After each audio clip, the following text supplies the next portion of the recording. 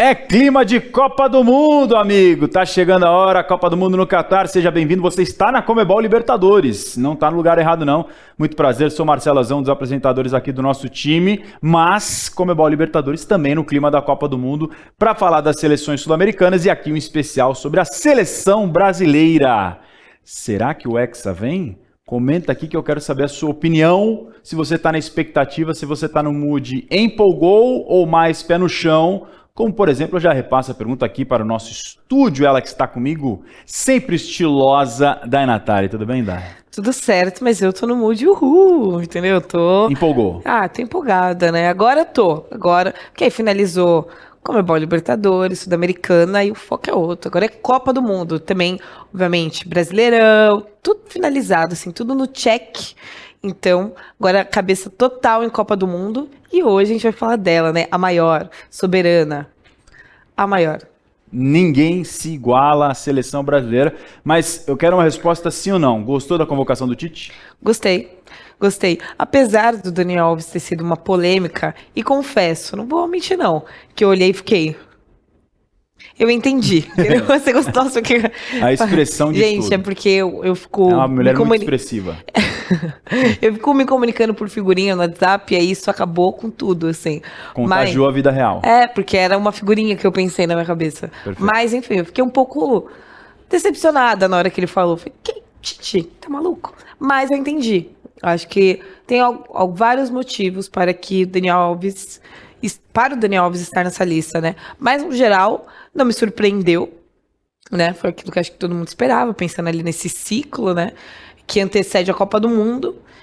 Mas tô feliz, fiquei feliz, gostei dos nomes, gostei dos videozinhos, dos jogadores recebendo a notícia da convocação, então...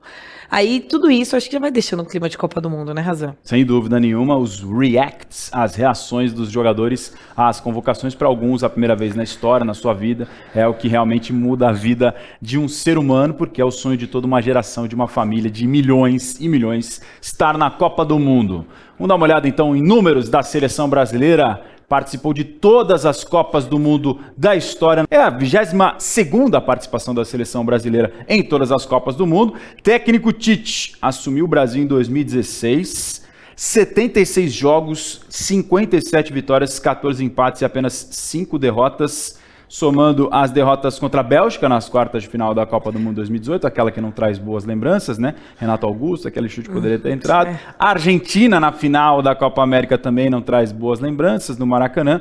Ao todo, o Tite tem cerca de 81% de aproveitamento no comando da seleção brasileira. Não é pouca coisa, né, Day? Não é pouca coisa, e ainda mais pensando nas derrotas que ele teve, que foram derrotas significativas, e principalmente, né, a da Copa América doeu. Mais a da Copa do Mundo de 2018, acho que pela forma como foi, o jogo que foi também, acho que a que mais doeu ainda mais. Só que a gente tá num momento bom, tá? Falando em eliminatórias, nos classificamos em primeiro lugar, né? E disparado, tá com uma sobra boa aí também. E de todos os jogos do Brasil nessas eliminatórias, né? 17 partidas, venceu 14 jogos, empatou 3 e não perdeu. Ou seja, tamo on, né? Invencibilidade nas 17 partidas da demais. Seleção brasileira, que chega realmente forte para a Copa do Mundo, é uma das candidatas apontadas até, por exemplo, pelo Lionel Messi, numa entrevista exclusiva que ele deu para a Comebol, falando do Brasil, da França e da Inglaterra, para ele 3 das principais favoritas para a Copa do Mundo no Catar. A seleção brasileira, a mais bem-sucedida da história, tem a música, né? Em 58 foi Pelé, em 62 o Mané, em 70 o Esquadrão, primeiro a ser tricampeão, 94 Romário, 2002 fenomenou, primeiro tetracampeão, único penta Brasilzão. 58, 62, 70, 94 e 2002 o Brasil 5 vezes campeão, é o maior campeão de toda a história, você está vendo os números na sua tela, 5 títulos da Copa do Mundo, 4 títulos da Copa das Confederações, 97, 2005, 2009 e 2003, e foi vice da Copa do Mundo lá atrás em 1950, no famoso Maracanaço contra a seleção do Uruguai, e em 1998, naquela exibição de gala da França, comandada por Zinedine Zidane, uma derrota doída para nós na grande decisão. Terceiro lugar em 38 e em 78. Agora, a lista de ídolos da seleção brasileira da Natália não é brincadeira, não. Não, ela é extensa. Ó. Olha essa arte, vamos lá.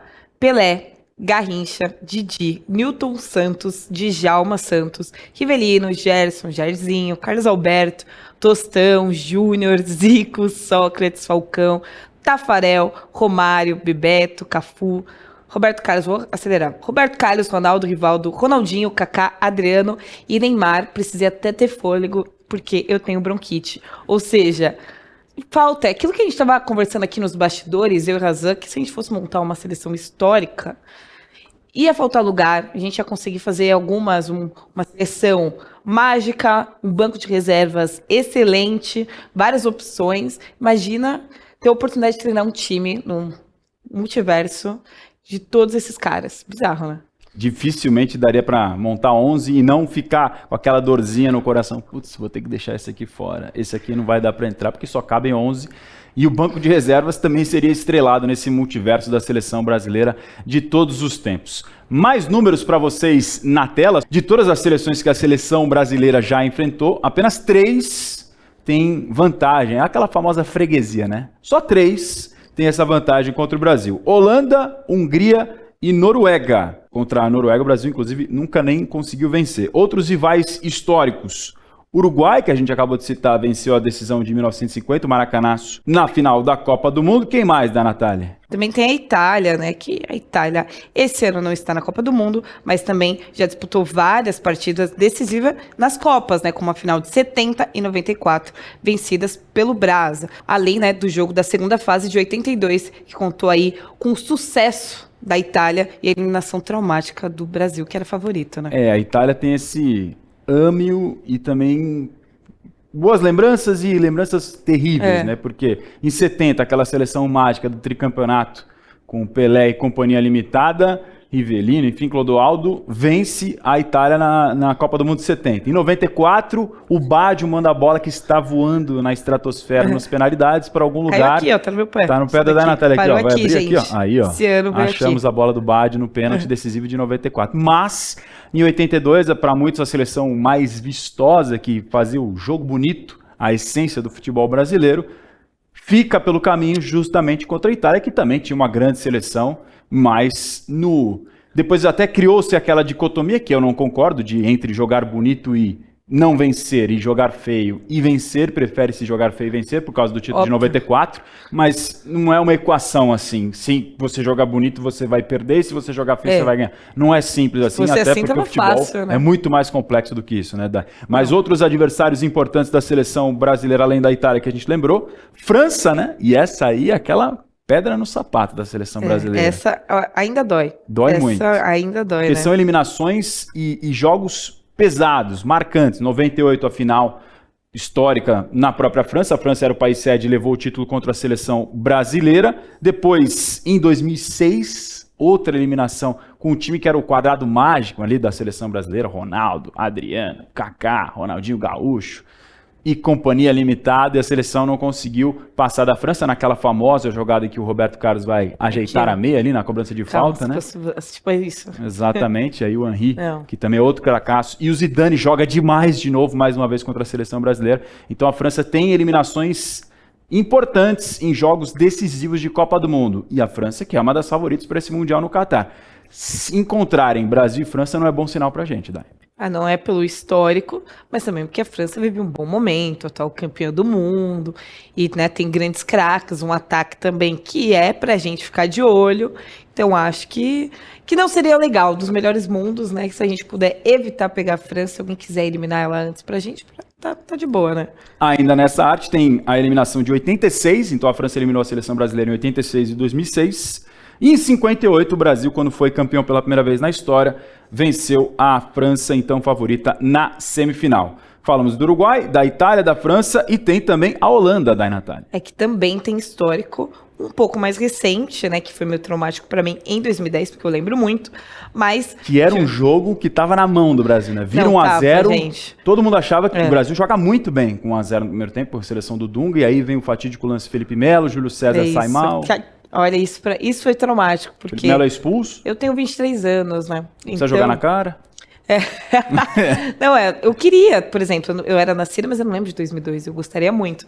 Mas 2010 acho que foi a primeira lembrança. A sua Copa.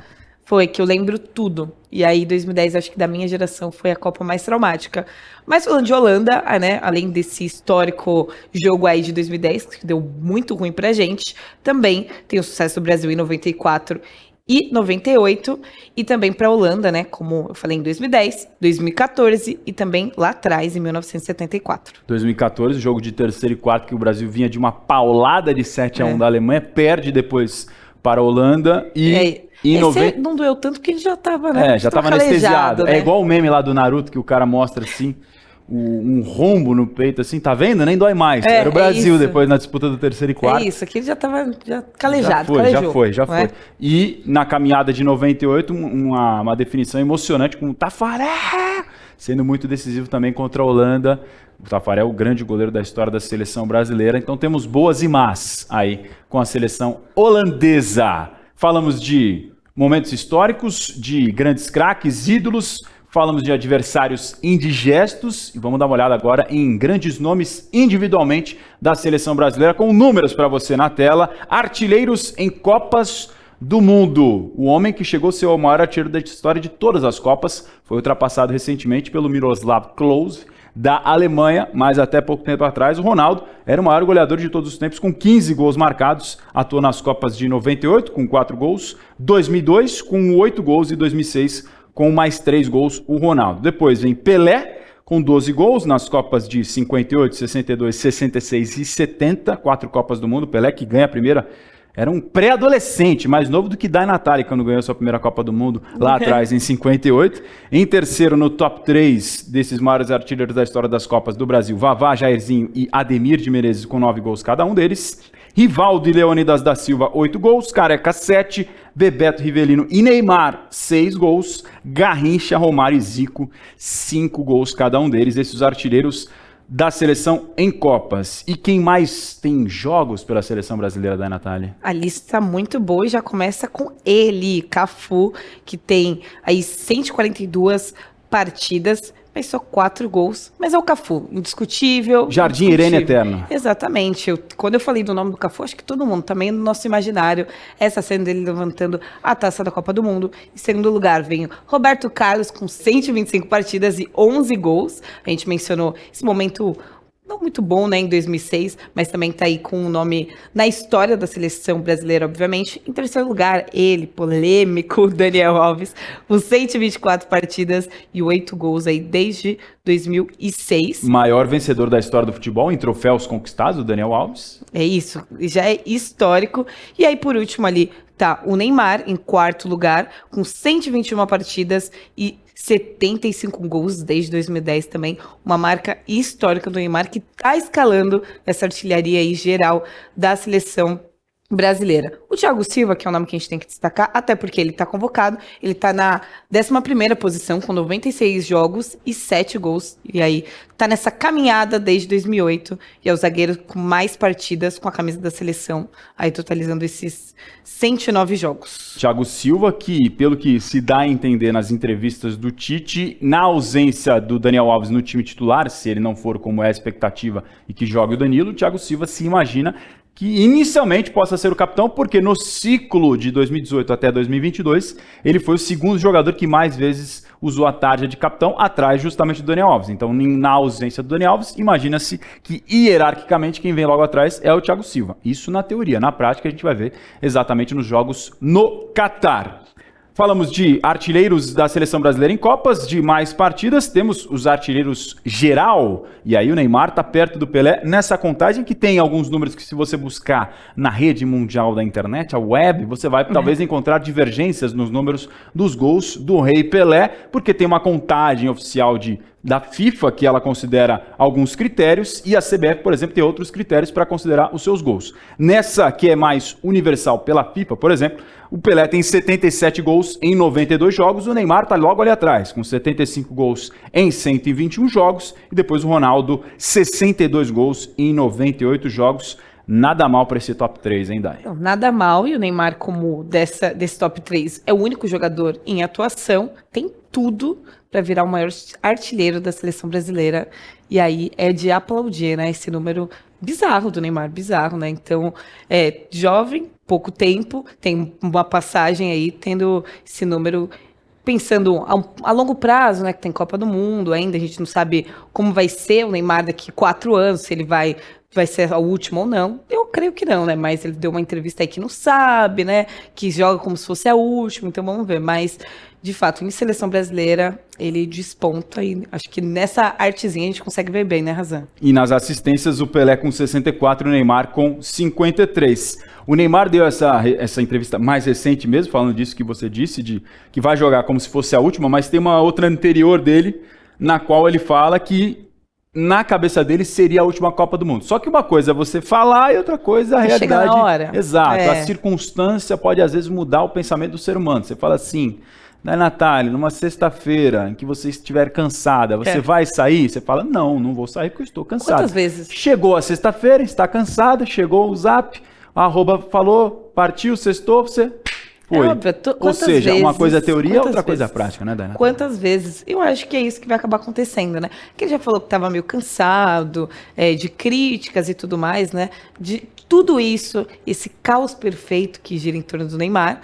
Então, acho que sempre tem essas expectativas, né? Do que vai acontecer depois da Copa, o que não vai, ele no PSG, volta de Barcelona, sempre tudo esse caos perfeito. Então, eu acho que ele, de fato, deve estar cansado, mas, por exemplo, se vir uma Copa do Mundo, se o Brasil, de fato, conquista e ele se torna um principal nome dessa conquista, será que ele para ou continua? O que você faria no lugar de Neymar, Razan? Aí depende do ponto de vista. Se ele quiser falar assim, vou parar no auge, porque conquistei, era o último título que ele mais deseja, o que ele mais tem vontade de ganhar coletivamente, é o que falta, é a Copa do Mundo para ele.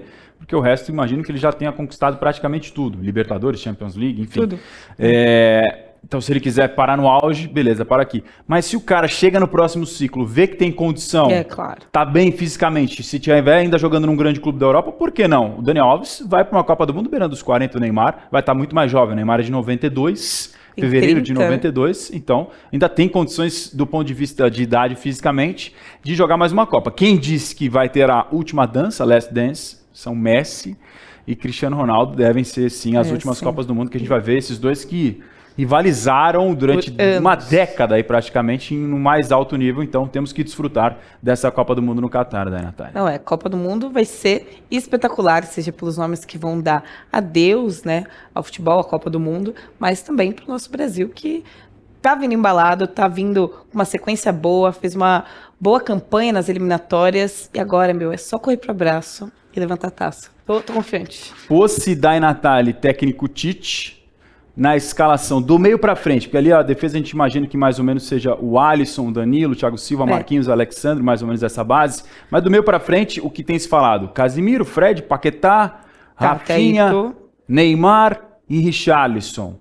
Você tiraria um volantezinho e colocaria mais alguém ali pra frente? Ou aí fica muita seleção de videogame? Nesse momento a gente tem se falado Casemiro, Fred, Neymar, Paquetá, Rafinha e Richarlison, ou aí os três da frente pode variar muito, né? Porque tem 9 opções de atacantes. Mas quem que você gostaria de... Você gostaria do Vini titular? Então, eu ia falar exatamente isso. Eu colocaria o Vini. Não sei titular absoluto, né?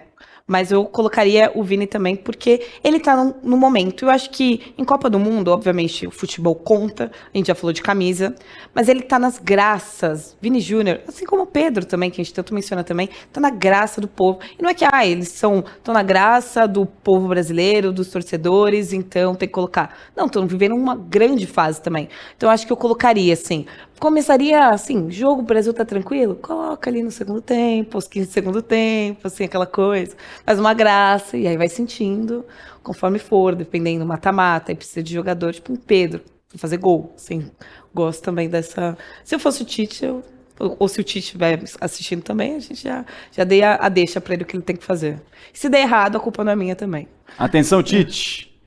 Aqui na Câmara da Verdade. Um trio que vive um grande momento. Pedro, do Flamengo, Vinícius Júnior, do Real Madrid e Dai Natália, aqui da isso, Conmebol muito Libertadores. bom. Vendo um grande momento sempre. É Copa, meu amigo, é Copa. Agora sim, esses programas que a gente tem feito sobre futebol sul-americano, acho que me deu agora o gás necessário de Copa do Mundo. Eu já tava vindo, agora é muito Copa.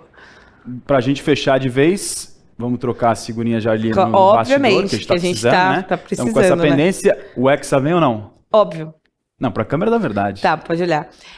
Assim, todo ano eu fico muito confiante, mas esse ano eu acho que temos chances. O Hexa vem. Vem aqui. Você.